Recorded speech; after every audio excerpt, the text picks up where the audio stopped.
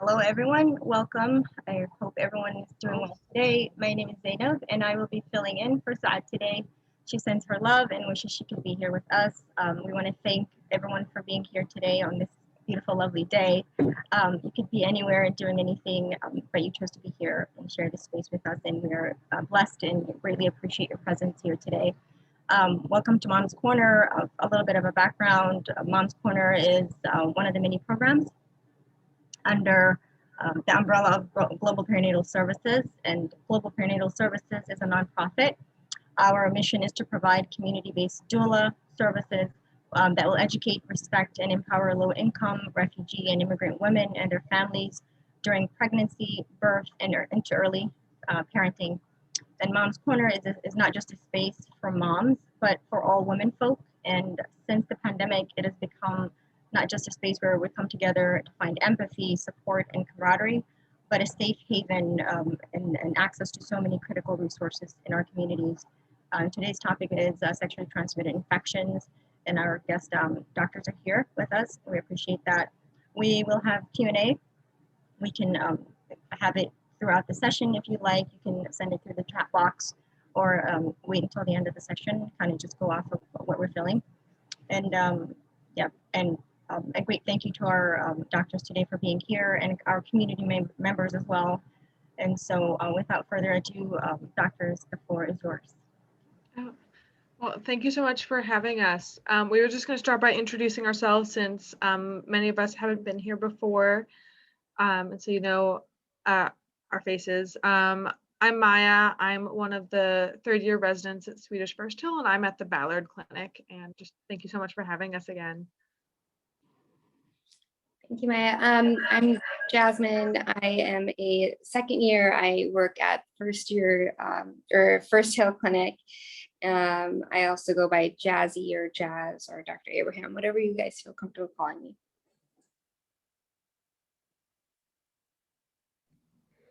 My name is Kime, and I am one of the first-year residents also at the Ballard Clinic, and I use she, her pronouns, and I'm really excited to be here. This is my first time being able to join Mom's Corner.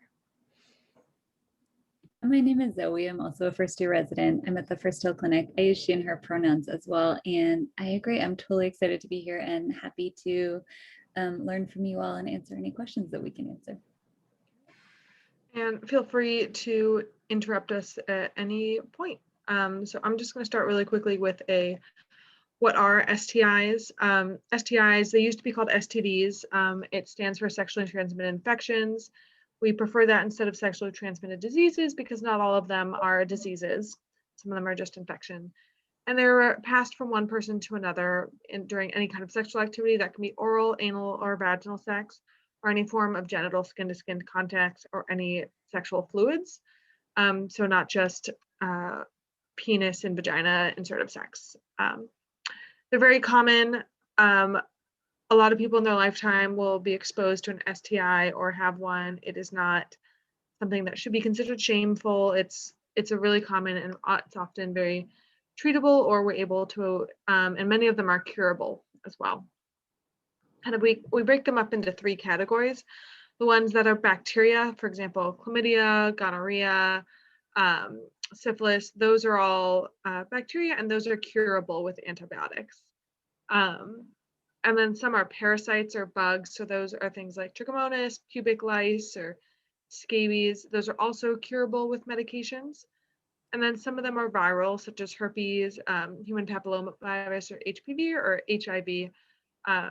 Those are treatable with medications, which means they're never fully cured from the body, but we're able to treat them to the point of where a lot of people who have them, it really does not affect their life.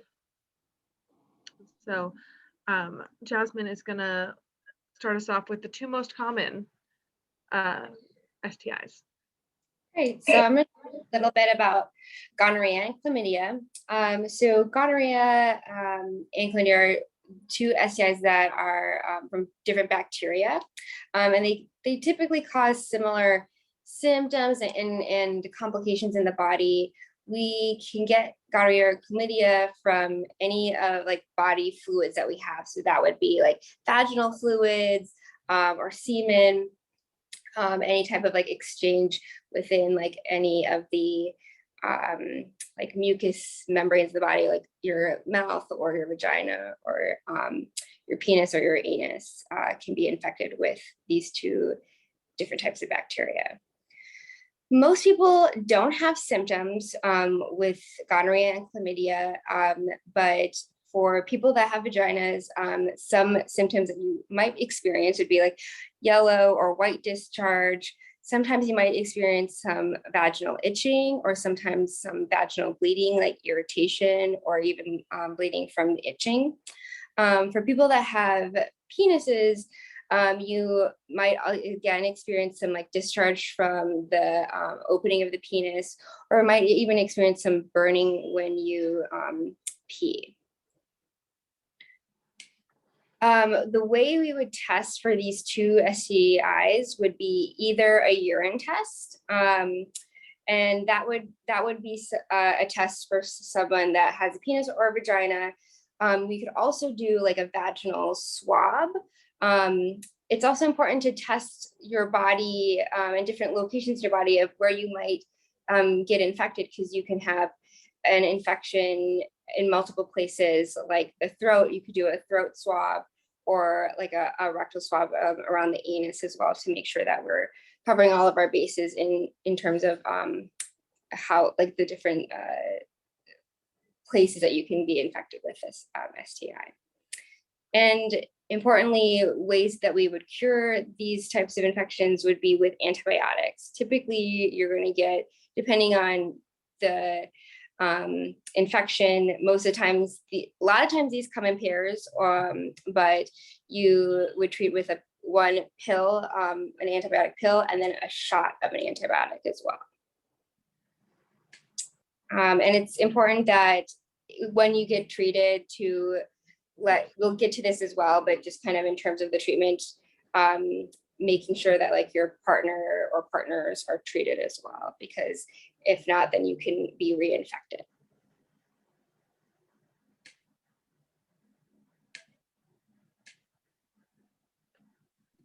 All right, I can talk about Trichomonas. So this falls under the category of parasite or bugs that we were mentioned earlier. So Trichomonas, often called Trick for short, just easier to say, is a common STI. And then, oh no, my Zoom, I'm back.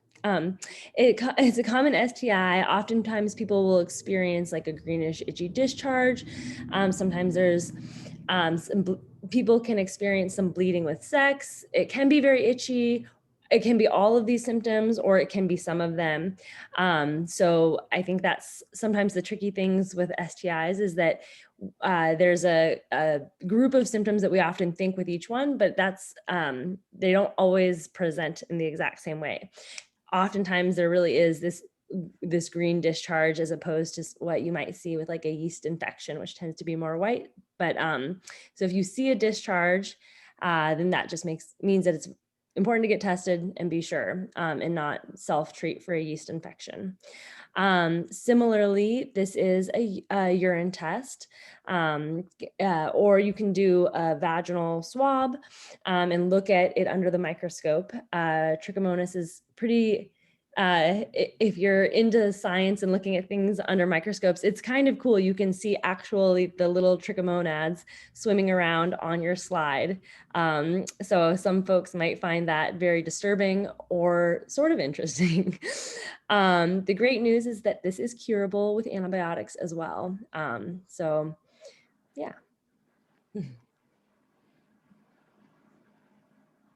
Back to me, sorry. We're doing it alphabetically. One of the most common STIs that exist is herpes.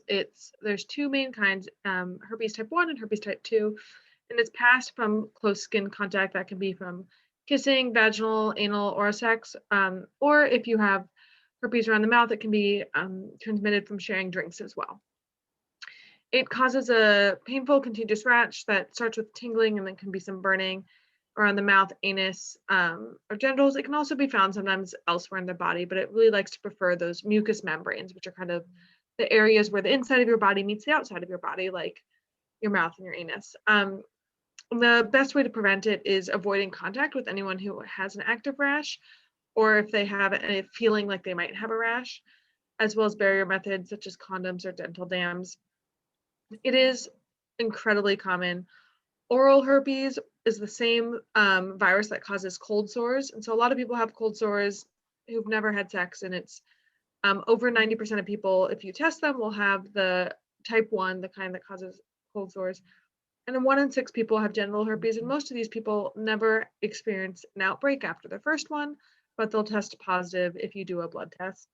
As a result of how common it is, we really only test if you are having symptoms or if there's a specific worry. And we try to avoid the just generalized testing everyone's blood, because a lot of people will test positive even if they've really never had an outbreak or never will have an outbreak in their life. And it's just not as significant. However, if you're having an outbreak, we can take a sample from the lesion as well as test that. If you're someone who has a lot of outbreaks, there's antiviral medications that you can take. You can either take it when you have an outbreak to treat it, or some people take it daily to prevent it. Additionally, if someone has a history of genital herpes, we recommend that during pregnancy, they start taking medicine when they're 37 weeks to prevent having an outbreak, because if they are having a genital outbreak, we don't recommend a vaginal delivery because it can infect baby on its way out. But most people are able to prevent having an outbreak by just taking the medication. So I just want to like hop back for 1 second to say that like talking about sex for most people is like really uncomfortable and not something that we're used to doing. And it's also even weirder to like go to a doctor's office and be like, I really want to talk to you specifically about this thing that I feel embarrassed about. And so a lot of times people don't come and see us, or don't come and see us for a long time because they're worried they're having discharge. Maybe they try to treat it. People do douching and things like that. But truly, like, we see and talk to people all the time about their bodies and their sex lives, and it's not embarrassing for us. And we would love, love, love to see you. If you are worried that you have a problem, we can totally talk about it and check it out for you. And that's so much easier than trying to cure it on your own. But HPV is a virus, and it's the virus that causes Can I ask? Yeah. Sorry, Zoe, Totally. but can I ask for you all to just sort of, because with herpes, like Maya was saying, if it's present and the woman like is having an outbreak and she's nearing her due date, the recommendation is to deliver via C-section. That's, I think, sometimes something that we've seen, with our doulas, that women are a little bit puzzled. They're thinking like, my pregnancy was healthy, I was fine, now I have this, and then they're recommending, you know what I mean, cesarean. Yeah. So can you so that's sort of what we run into. And can you talk just a little bit about the suppressant, the anti-viral medication that is given to folks, and how important that is in preventing them ending up, with a C-section? Yeah, so we give them acyclovir, and they take it 3 times a day, starting at 37 weeks, to try and prevent an outbreak. The dosage that you take is not really big. It does, very few people have side effects from the medication. It's really, really pretty gentle on the body, but it does a wonderful job of specifically preventing the virus from replicating and therefore preventing outbreaks. Because the worry is if you have any lesions in your genitals when baby comes out, and if they were to come out vaginally, it can lead to a very severe infection in baby, and it can kind of get in their lungs, and it can get in their brain, but it's really only if they come in contact with the lesion. And so that's why we recommend a C-section if someone has any active lesions. But by preventing lesions, by starting the medicine at 37 weeks, most people, if they've had a history of genital lesions, are able to deliver vaginally without any issue. And by lesions, do you want to describe what you mean by lesion? Yeah, and we have some pictures at the end as well. We put them at the very end, so that way if people didn't want to look at pictures, they could avert their eyes. But they look like similar to chickenpox or that they're these clear, they're like fluid filled, they're called vesicles, and they group together and they usually have a red base. Sometimes that little top of it kind of falls off, and so you just see this almost like a little crater on your skin. And they often come in little clumps.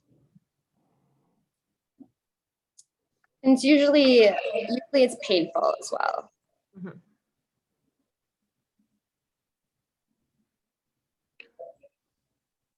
And some people, when they have outbreaks, also have pain when they pee.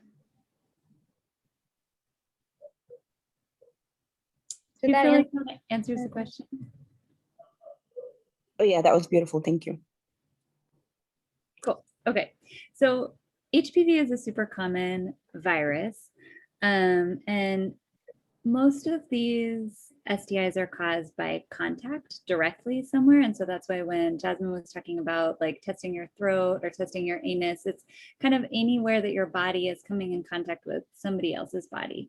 Viruses can be a little bit different because they can kind of be in your whole body, but usually HPV causes warts on the genitals.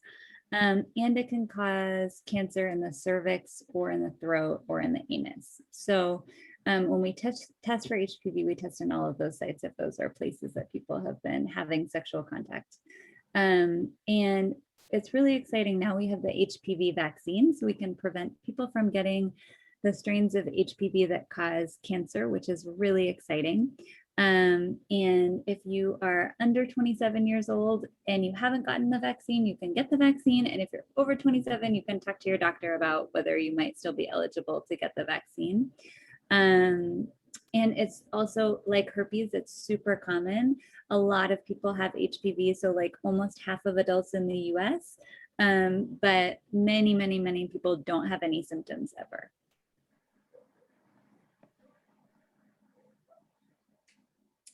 So yeah.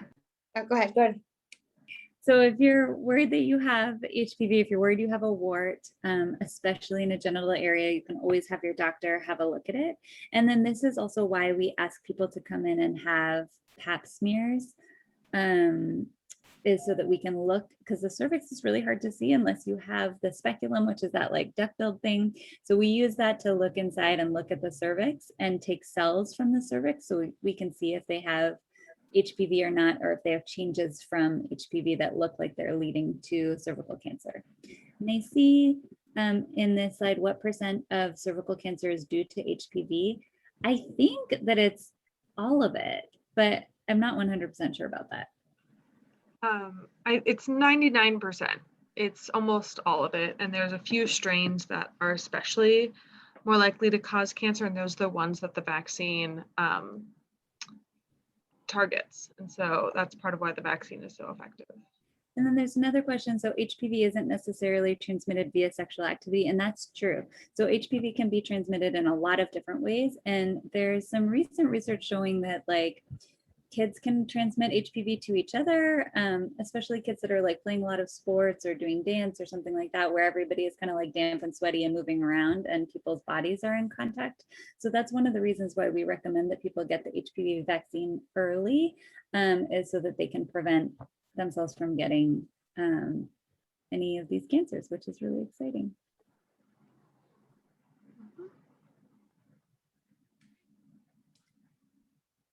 So our next STI that we're going to talk about is syphilis. And interesting, there's like kind of a myth that syphilis is this like historic STI that no longer exists anymore. But it's actually on the rise nationally and even in the Seattle area as well. We're seeing more and more cases of syphilis. It's caused by a bacteria as well. And it's transmitted through all your bodily fluids. So any fluids that come from your vagina, your anus, the mouth, or even just having contact with an active lesion. And again, there are some pictures at the end of this slide that we can kind of talk about and look over of some of the lesions that syphilis causes. Syphilis is kind of a tricky STI because it actually comes in different stages. And so I'll kind of break down the different stages for you. The first stage is this like painless sore that you get once you've been exposed to syphilis. It kind of evolves around like 3 to 4 weeks after you have been exposed and infected. And then that painless sore goes away after about a month or so, give or take a few weeks. Then you might not see any symptoms again. And then eventually you'll see maybe you'll see a rash, some joint pain, you might have fever, you might have headache, you might have vision changes. These are all like things that sometimes happen to us just randomly. And so again, you've got the first stage, which is a painless sore. You might not even notice this because it's painless. And then you have the second stage, which is kind of these random things that we might have a fever, we might have a rash. Do we know if this is syphilis or not? It can be kind of scary, but it's kind of the progression of the infection of syphilis. And then you have late stage syphilis, and this is where the infection kind of spreads throughout the body. It can go into the brain, in the spinal cord, to your heart, travel, like, there can be like different, like the heart or blood vessels can kind of spurt off different balls of, the infection throughout the rest of the body. The way that we prevent ourselves from getting syphilis is by using condoms, or if you're engaging in oral sex, using like a dental dam, which is kind of like an oral condom. When we test for syphilis through the blood, that's where we find the bacteria. And the way we treat for it is with antibiotics, typically penicillin. Depending on what stage you found out that you had syphilis in, that changes the amount and type of antibiotics that you get. So usually you're going to get 1 to 3 injections of this antibiotic. Or sometimes you'll need IV antibiotics through like a line if it's later stage and they find it like maybe in your brain or in like affecting your nervous system.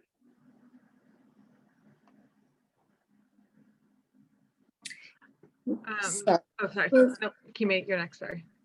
There's a question. Every pregnant person is tested for syphilis in the US. Yeah, so the recommendation is that every person gets tested for syphilis in the US.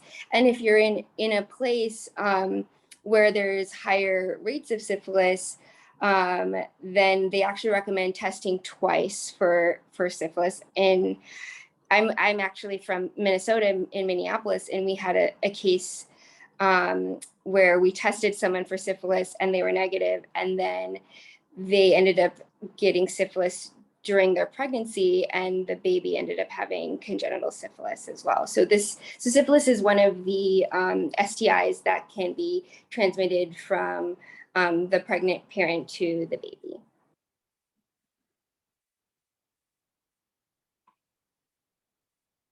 Is there another question? Let me see here. Why do we think there are a lot of syphilis cases now?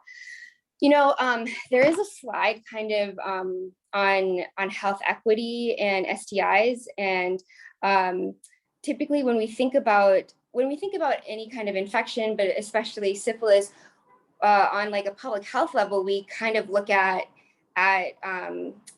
cases or kind of hotspots in the area or in the county and by zip code. And the reason why we do that is because usually you are interacting with people in your neighborhood, in your community, in your zip code, and these kind of create hotspots. So if you have one or few people that are, have syphilis, have an infection, you kind of start this catalyst, if you will, for the infection to be able to spread within the zip code. Mm-hmm. And then another reason that there's a lot more than there are previously. In the 90s, we had almost eradicated syphilis in the United States. And then in the early 2000s, when Bush came into power, they cut funding to syphilis eradication projects into a lot of the STI testing, especially in the South. And so syphilis came back because we were not testing it well enough and we weren't treating it as well as we were previously. And now it's common enough that it's much harder to contain than it was before. the question of was that syphilis found more in one group than another? Yes. In the Seattle area specifically, it is found more in men who have sex with men compared to other populations, but we've also seen it rise really in all populations as well.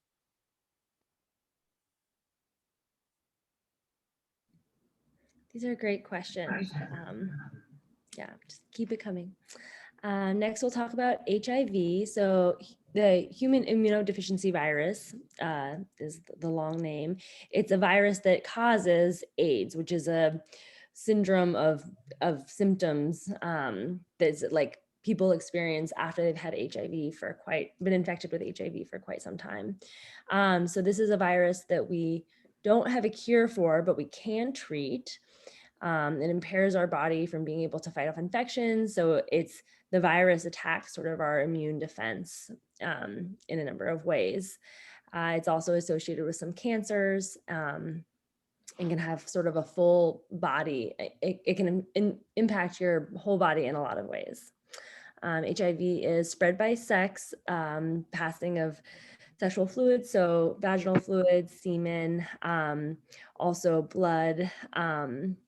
People can pass it via needles, so that's like a non-sexual way of transmitting it, as well as just if you have an open wound on your body somewhere, there may not be sexual contact, but if bodily fluids are exchanged via some sort of opening on your skin, then HIV can also be transmitted that way. Oftentimes, someone might not know that they have been exposed to HIV for a long, long time. So someone might go for years without having any symptoms at all. Yeah, and I think in fact, most people might not know that they have HIV. Like I said, that there's no cure yet, but a lot of scientists are working very hard on that. I think the good news is that now we have really excellent treatment options for HIV. I think back when HIV first became a thing back in the 80s, there really weren't. And so I think a lot of times people think of HIV as being a death sentence. And there's a lot of stigma associated with HIV because of that. And it really isn't that way anymore. The treatment options we have can bring the level of the virus down in your body to a point where it's basically undetectable. And what I think is really amazing about that is when you're what we call a viral load, which is just the amount of virus in your body, when it is really low and undetectable, it also makes the transmission of HIV very unlikely. So I think that is something that's pretty amazing and adds to the quality of life for folks, especially for couples for people who may be in relationships where maybe one partner is living with HIV and the other one isn't. And I just wanted to add, it can also be transmitted through breast milk as well. But with the knowledge that if your viral load is undetectable, then it is untransmissible, that the chances of it transmitting it via breast milk is very, very low. Although in the United States, they still recommend against breastfeeding, even if you have an undetectable viral load, although in other countries, they've gotten rid of that recommendation if your viral load is undetectable. That's a really good point. Thank you for adding that, Maya. I wanted to, Kimay, if you could speak, because we work with pregnant moms and pregnant people. So if you could relate to like the importance of having, parents tested in pregnancy, the fact that if you could talk a little bit more about that and the importance of why, pregnant people are asked to be tested during pregnancy. Yeah, I'll share what I can, and to my colleagues, feel free to add anything that I miss. But HIV, like you mentioned, HIV is another virus that we test for in pregnancy, and we recommend that all pregnant people be tested during their pregnancy. And part of that is the reason why we test is because if we find out that someone is positive for HIV, then we can start medication even during pregnancy. There are some treatment regimens that are safe during pregnancy, and that can, if someone is able to be started right away on a treatment regimen, then they're able to decrease the likelihood pretty substantially from transmitting it onto the fetus.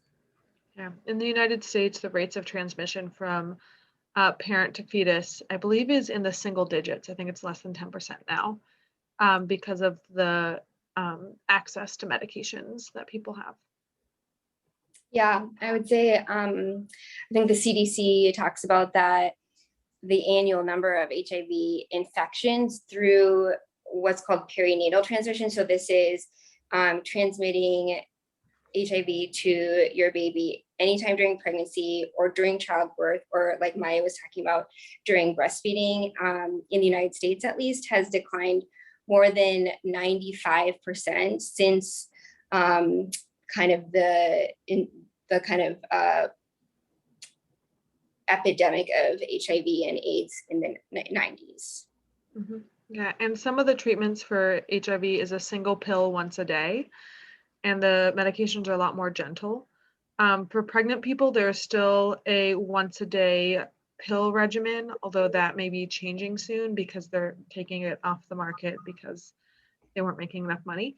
And so there will still be regimens for pregnant people, but it will not just be one pill a day soon.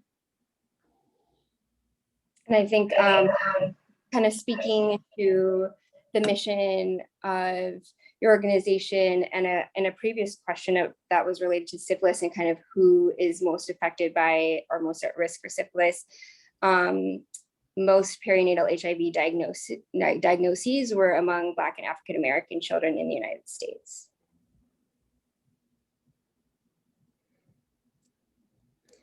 Sorry. So, oh, was there another question? Yeah, just to that last point, for the African American group, is there, I mean, I think I know why, but is there a reason why that is? Yeah, I think kind of similarly about, there's a slide, the reasons are multifactorial. So we talked a little bit about community and location. We talked about, we will talk about kind of not many good reasons why communities of color do not trust the medical system and might not have access to care or testing to test for HIV as well. And then additionally, like the cost of medications and follow-up and different things like that. Exactly, FISA, lack of equity in healthcare. Exactly. Something that is another amazing advancement in preventing HIV is PEP and PrEP. They stand for post-exposure prophylaxis and pre-exposure prophylaxis. The first one is post-exposure. It means if you've been exposed to someone with HIV, whether that be having unprotected sex with someone, having a needle sharing, a needle stick at your job. As doctors, we come in contact with needles a lot, and you take the medication for 1 month after you were exposed, and it drastically reduces the rate of HIV transmission. And then another one is PrEP, which is pre-exposure prophylaxis, which means people can take a pill. You take it once a day, and it prevents HIV. There have been, I believe, only 2 or 3 documented cases of people getting HIV when they've been taking their PrEP pill as prescribed daily. And so for people who might be considered higher risk, if there's someone who has more sexual partners or is having, or if they have sexual partners with HIV, or if there's someone who uses any sort of IV drugs, PrEP can be a really wonderful way to prevent them from getting HIV. And then something that will hopefully happen soon, in January or February, it's going to be going to the FDA, but there will soon be a shot that also will work for PrEP. So instead of taking a pill every day, it would be a shot every few months. And you just need to be connected with a doctor who will test you every 3 months for HIV. And it's been a really wonderful way to prevent the transmission rates.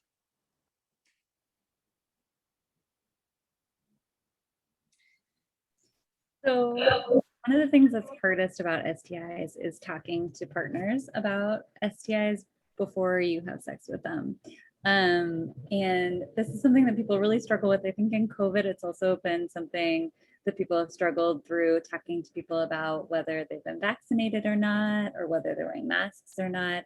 And it's kind of the same conversation as the one that you want to be having with a new partner, or even with a partner that you've been having, maybe you're married to them, but maybe you're not totally sure what's going on with them. So I think a great way to start these conversations is to center it around health and your health and your partner's health, and making sure that you're not saying like, I'm accusing you of cheating on me, or I'm accusing you. Sometimes people feel like they're accusing their partner of being dirty or something like that. But I think rather to say like, I want to make sure that like, I'm really safe for you, and I just recently got tested, and I'm worried about your health. And so I want to make sure that we're on the same page about what's going on, can be an easier way to have that conversation. And then you can always get tested together.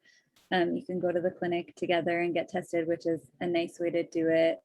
And especially if you've had an STI in the past, or you have an STI, it can be hard to bring that up with people because there can be some stigma around that. But knowing that so many people in the US, so many adults have or have had an STI, it's likely that your partner that you're talking to has or has had an STI in the past as well. So don't feel like you're alone having that conversation.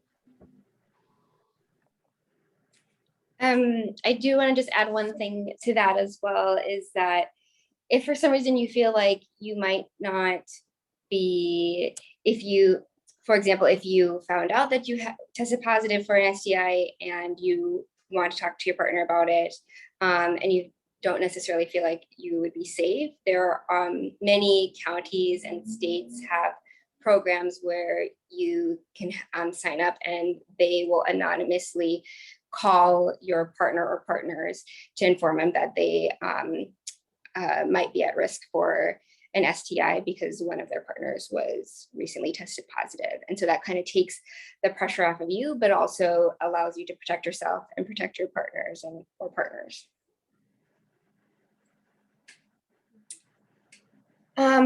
Okay, so we talked a lot about the most common STIs, but one great way to get ahead of the game is to talk about prevention, which us as family medicine doctors love to talk about, in preventative medicine in all categories.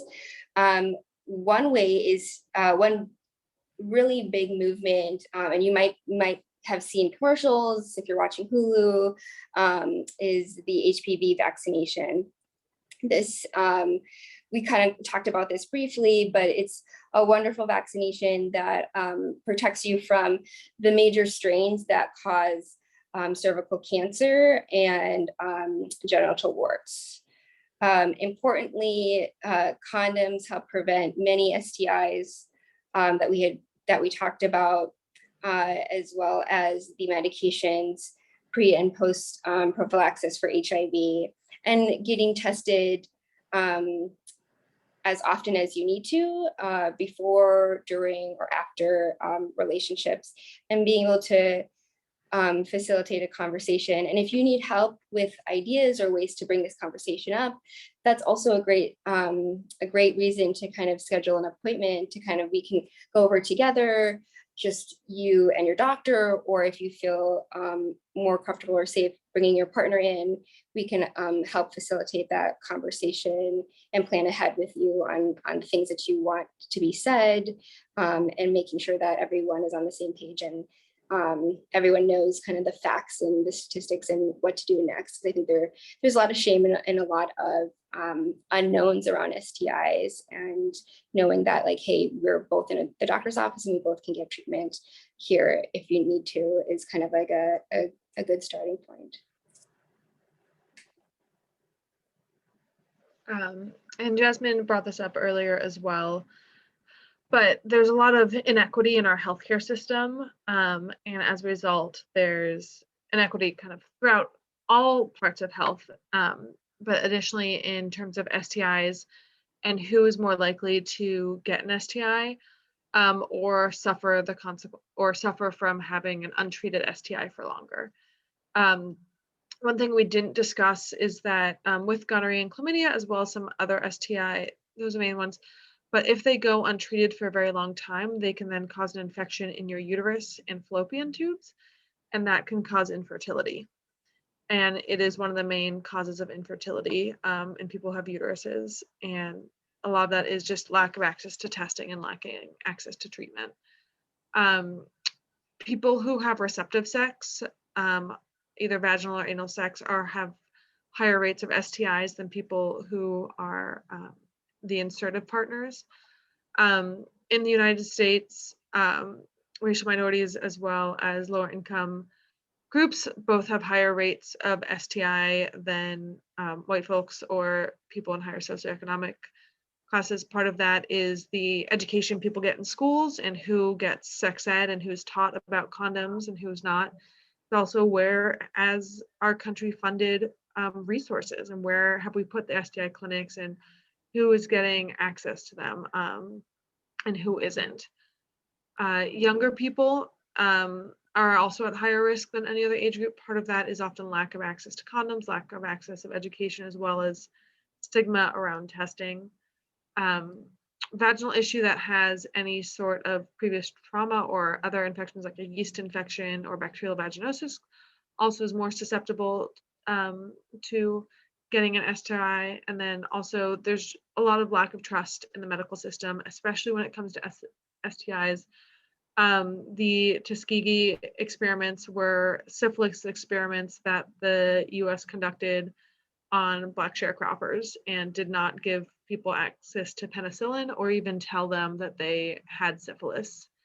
And it was spreading throughout the community as a result of the direct actions of the medical system. And so there's a lot of reasons and super valid reasons for mistrust, but it also unfortunately results in some higher rates. And then just the lack of access is huge. College campuses are a place where there's higher rates of STIs, but there's also a lot of testing in clinics, whereas people who aren't in college don't have the same access to STI testing.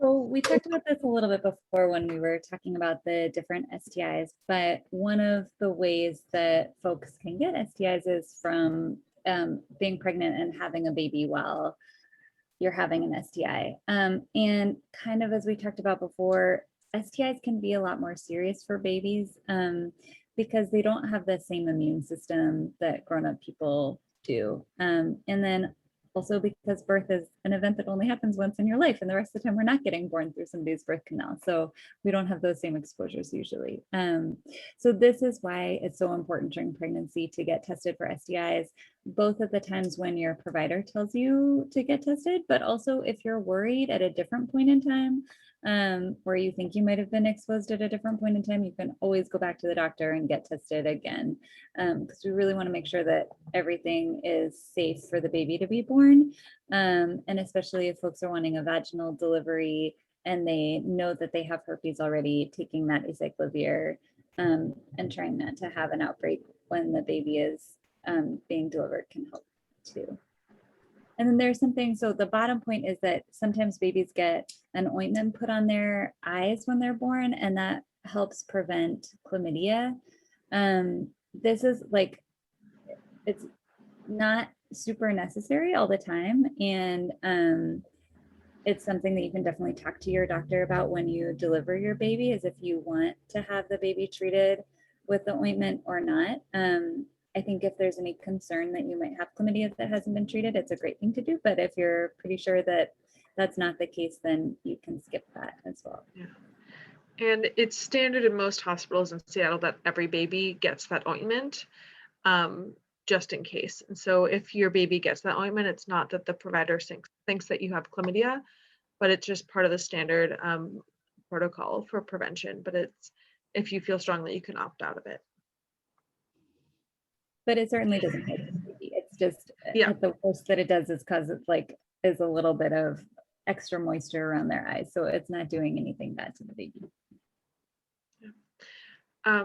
We recognize that photos of sexually transmitted infections can sometimes be upsetting. And so just kind of giving you a little warning before showing any photos. The and first one. Oh. To see if there are any other questions. Oh, yes. Good call.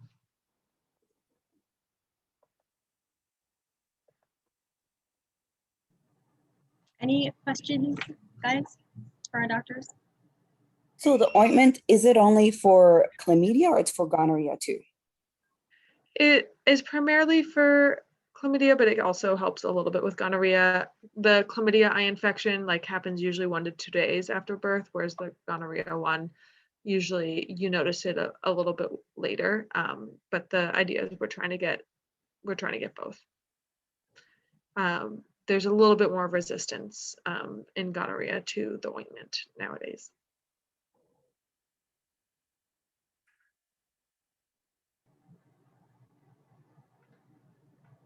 And if anyone doesn't have any questions, we have some questions written down just in case. But I think I want to just go back on that, something that was on your slide. I think I have a question about that. Vaginal tissue is more susceptible to infections than penile tissue. So does that kind of, the question is who's more at risk of becoming infected with an STI, men or women? I guess women are more susceptible then. Mm-hmm. Yes. Mhm. Yeah, anyone with a vagina is engaging in receptive sex is more susceptible. The vaginal tissue is more delicate. Sometimes there can be micro tears in that tissue that then open up the risk even further for infection as well. And sometimes because of the anatomy of the vagina, an infection can be like deeper in the vagina and you're not able to visualize it like you would for someone that has a penis, where they can, for the most part, visualize any lesions or rashes on their penis. Yeah, and then similarly for PrEP, which is the medicine that helps prevent HIV, all of the studies that were done were primarily done on men and anal tissue. And we know that if you are using it to try and prevent HIV from anal sex, if you miss a day, occasionally it's not as terrible. And you'll need to take it up for a week in advance of having sex for it to provide protection. But for vaginas, you have to take it for at least 2 weeks. The medicine doesn't get to the vagina as well to prevent HIV. And so it's another inequity in our healthcare system. Also in a similar vein, not necessarily in terms of vaginal versus penile tissue, but thinking back to the point on the health equity slide about young people being at a bit higher risk. So for young people with uteruses, the type of cell that's on the cervix when you're in your adolescence actually is more susceptible. And then as you age, that cell type changes, or maturing is not the right word, but it changes. And so earlier on in your life, the cells of a cervix are a little bit more susceptible to infection. So it's partly an access piece, but partly just anatomy. Thank you. And can you get an STI from a toilet seat? It depends what activity you're doing on that toilet seat. If your partner happens to be there as well, yes. But just from sitting on a public toilet, no, unless someone has blood, vaginal fluid, or semen that's wet and like not dried and like visible on the toilet seat. I love it. Maya's like, what you doing on that toilet seat, girl? Yeah. Gotta do what you gotta do. Yes, and what was it? Oh, can it stay on, where was it? Can STI stay on the clothes? Yes. Can STDs live on the clothes? Pretty much once the fluid dries for almost any STI, it's not transmissible anymore. So if your clothes are like sopping wet from some sort of blood, vaginal fluid, or semen, and you have a cut that's touching that wetness, yes. But if it is dry, then no.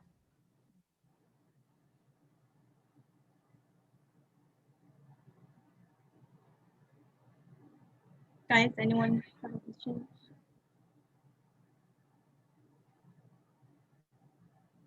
for the HIV, I remember Magic Johnson when he was diagnosed, and you said it has to be like a really low level of like you have to pass it on, or not to pass it on to someone.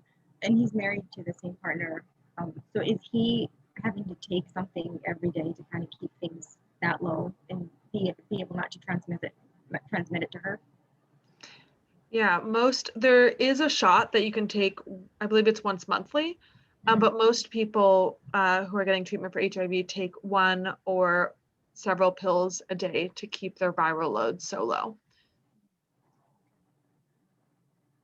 I have quite a few patients who have HIV and their partners do not, and they are able to prevent their partners from getting HIV because they've treated their HIV so well, and that you can't even detect it in their blood.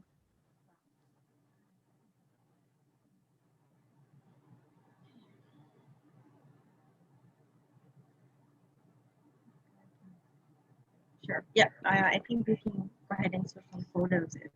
Okay. Folks are ready for that.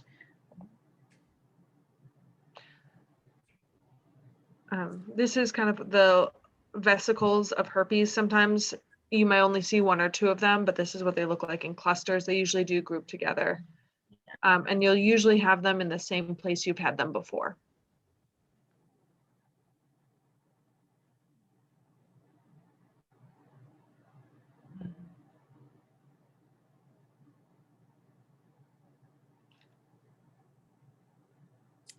These are, the first stage of syphilis is where you would get this like painless lesion called a chancre.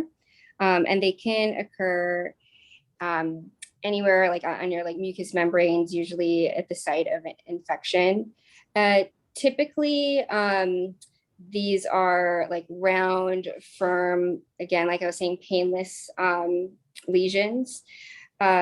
Sometimes they look different, but usually they look like these pictures. And as I was saying before, that these sores usually last around 3 to 6 weeks, and then they kind of go away. And then you might develop a rash. And the rash can generally be anywhere on the body, and they can look differently, but if you can kind of see the kind of red dots over the hands and the feet, it's kind of like a rough reddish brown spots over the hands and the feet. This is like a rash that usually doesn't itch, and sometimes it's really faint and you don't even notice it. Other symptoms that might accompany the second stage of syphilis with this rash, like I was talking about before, would be like fever, maybe a headache, maybe some muscle aches, fatigue, maybe some swollen lymph nodes. And then this stage also eventually might go away. And in either stage, even when you don't have any symptoms, if you don't treat syphilis, it still is in your body and can progress to those later stages that are more severe, where it can go into your nervous system.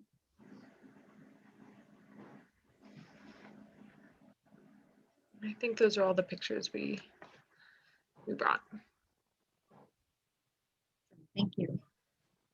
I didn't put a picture in about it, about the different kinds of discharge, because it's hard to find pictures of it. But Kime was mentioning like that a white thick discharge can be a yeast infection, which is different from like the trichomonas discharge, which is like usually kind of greenish. You can also have kind of like a gray, fishy smelling discharge, which might be bacterial vaginosis. But basically most people with vaginas have some discharge almost all of the time, and that's totally normal. It's when it looks really different from your normal discharge, or there's a lot more of it, or it smells funny to you, that that's a thing that you should come see your doctor about, or if you're having a lot of itching there too.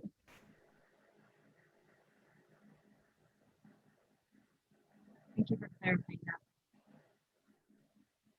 Yeah, I would say one other thing that, again, this is typical, but not everyone will experience this because everybody's body is different. But like when I see someone that has a yeast infection, usually it's that thick kind of like cottage cheesy looking discharge. And trichomonas can be, yellow, green, usually has like a smell to it. And sometimes it can be frothy too, as well. So if you're someone that pays a lot of attention to your discharge, that might be something that you notice might be different. And trichomonas is not, it's bacterial. Is that, oh, parasitic. Yeah. If you look at it under a microscope, it looks like two eyes and a smile. It's a very cute little parasite under a microscope, although it causes such trouble. It's got like a little tail that whips itself around the body. So like a sperm kind of thing. Yeah. Kind of, yeah. Definitely cuter than sperm. Way cuter looking.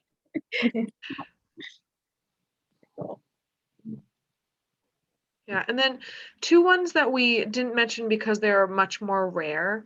Hepatitis C can also be transmitted sexually, although it's very hard to transmit sexually. Most people who get it through either a blood transfusion years back or IV drug use.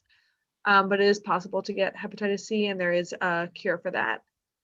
And then we recommend that people get tested for it once in their lifetime. And then there's a mycoplasma type of bacteria that is also growing as an STI, but the US doesn't have a consistent way of testing it. But it's completely treatable with the same treatments for gonorrhea and chlamydia. I heard that the hepatitis C was increasing as well, especially in King County. In particular in the homeless population. Yeah, We're well, seeing- Mhm. and there was a big hepatitis A outbreak earlier as well, and hepatitis A is transmitted through food and water. And so that also has been on the rise in Seattle.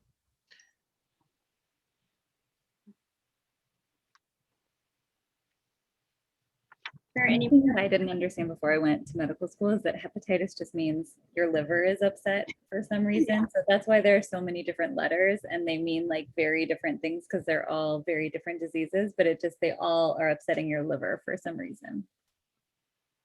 Yeah, we have A, B, C, D, E, maybe they'll discover more. It all just depends on what they're doing to the liver.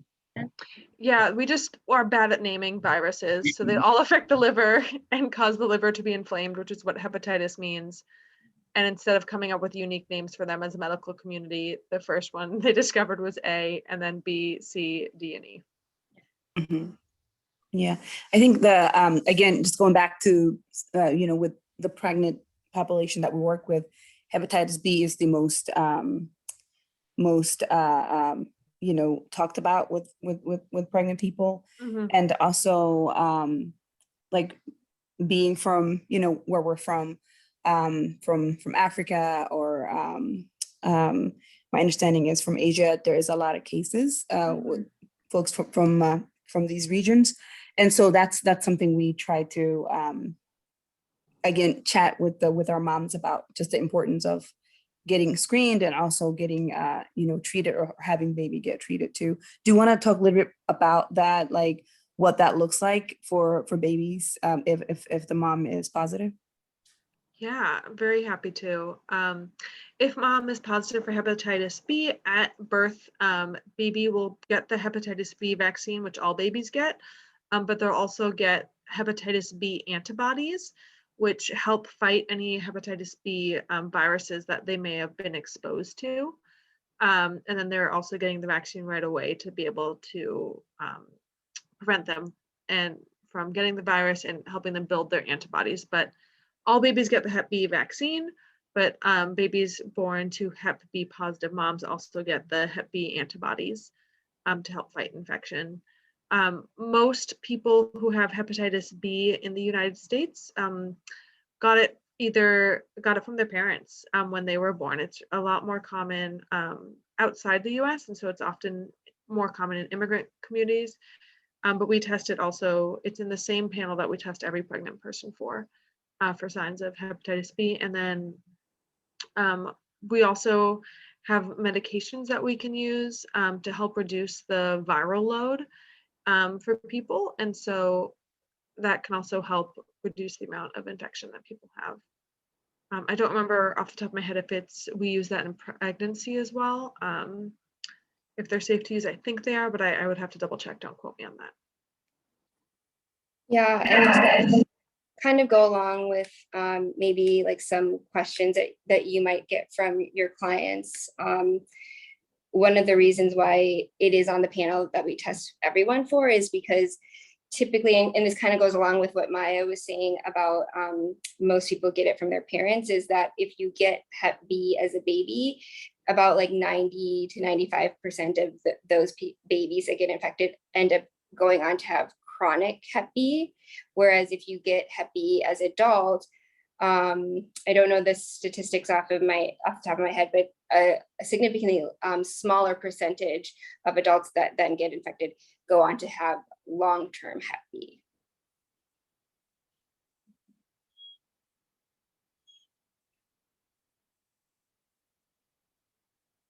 Also, excitingly, we now have really excellent treatments for hepatitis C. So if that is something that folks are positive for, they and kids can be treated with Hep C further down the road, but it doesn't cause any acute complications when they're little. So they can wait a while and then get treated for Hep C, and it totally clears it up.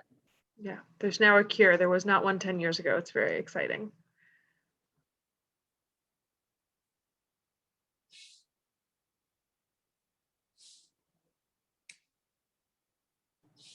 Any other questions for our doctors, comments?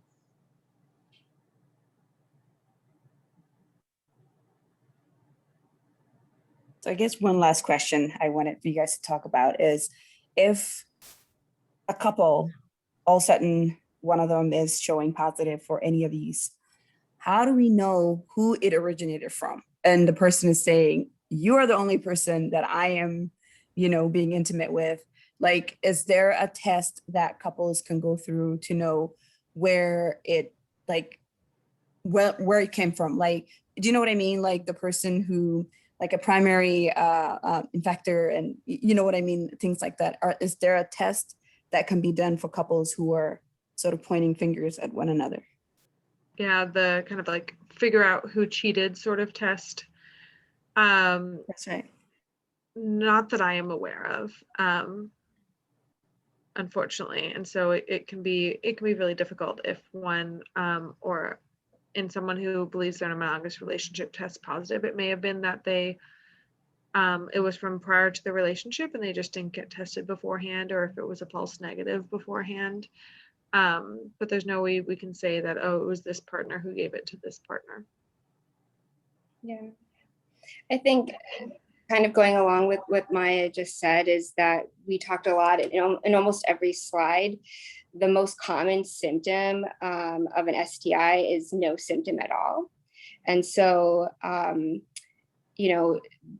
again, kind of the reason why it's important to be tested before, sometimes during and sometimes after, like every sexual relationship that you have, so that you're aware. And again, like Maya said, sometimes initial tests, if you might test negative, and so repeat testing is sometimes necessary, as well as if you were tested and you tested positive, and for certain STIs, you tested positive and then you did your treatment, you would also want to come back to do another test to make sure that the treatment actually worked.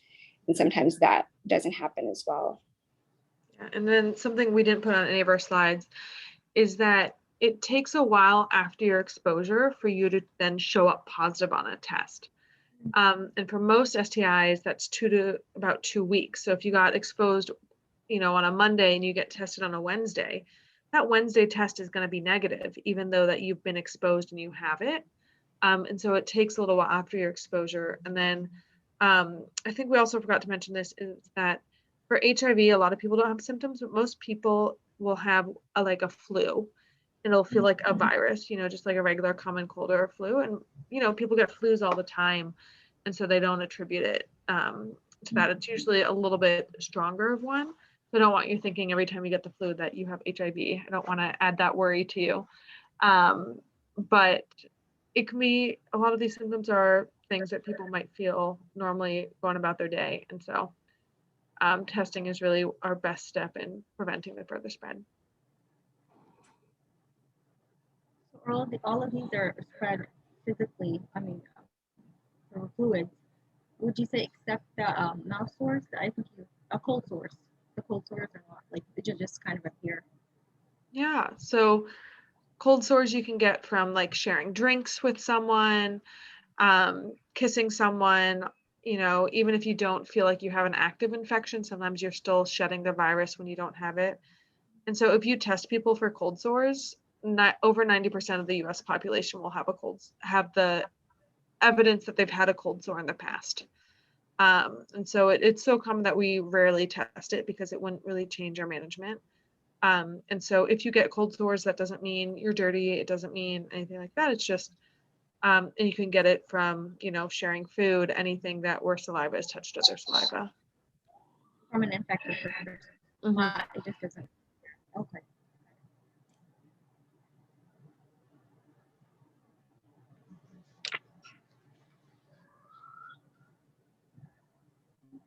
I just have one last one for me. Will washing the penis or vagina after sex lower the risk of becoming infected with an STI?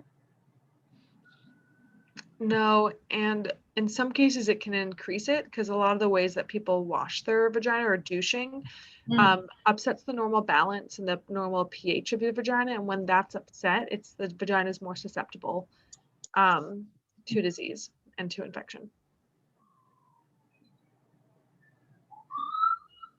As far as cost goes, with anyone who has any of these, things, if they need to get treated, is it free? Since apparently it's a public health issue, is this free, or like people have to have insurance or out of pocket, or can they just walk in to a nearest, I don't know, public health clinic and get the treatment? Yeah, it depends on the clinic and if you have insurance. There's the Harborview STI clinic, which I think provides a lot of free testing and free treatment. Planned Parenthood has a sliding scale as well. A lot of the public health departments also have sliding scales. A lot of them is pretty cheap. I mean, for syphilis, we use penicillin, which is, you know, such an old medication. And so most of them are not too expensive. If you're getting treatment for HIV, that gets often a lot more expensive. But there's different programs to help people with the cost. I can send this to you in an email, but King County has a page specifically designated to where to get tested, when to get tested, what to do when you're positive, reasons to get tested, and lists like multiple public health centers as well as like community-based organizations that are doing HIV and STI testing as well for free, I should mention. That'd be great. Yeah. Thank you. I think we're nearing 6:30 now. Just starting to wrap up. If anyone doesn't have any more questions for our doctor.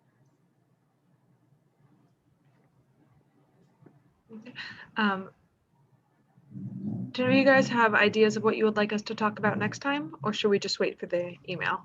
Unless there's a topic that you guys are really excited about.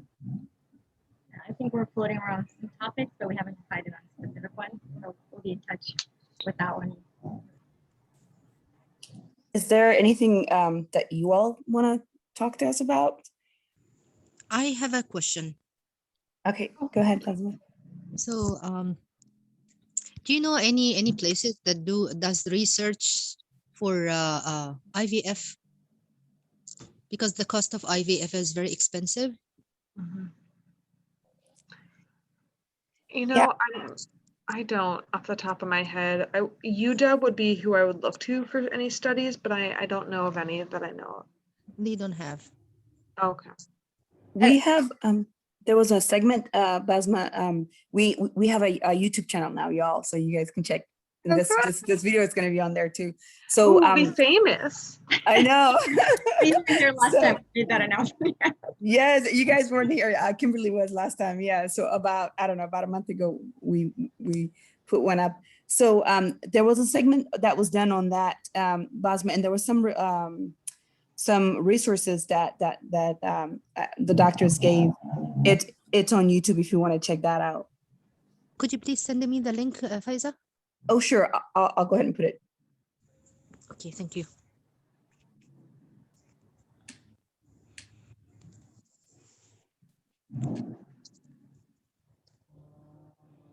Nice meeting you new doctors and Dr. Maya. Thank you for coming back. Thank you for having us. It was lovely to see you all and talk to you all. And I hope that you will come see us soon. Yeah, I look forward to it every month. Yeah, so do we. Yeah, so do we. Thank you so much. And thank you everyone for being here today. Really appreciate it. Thank you so much.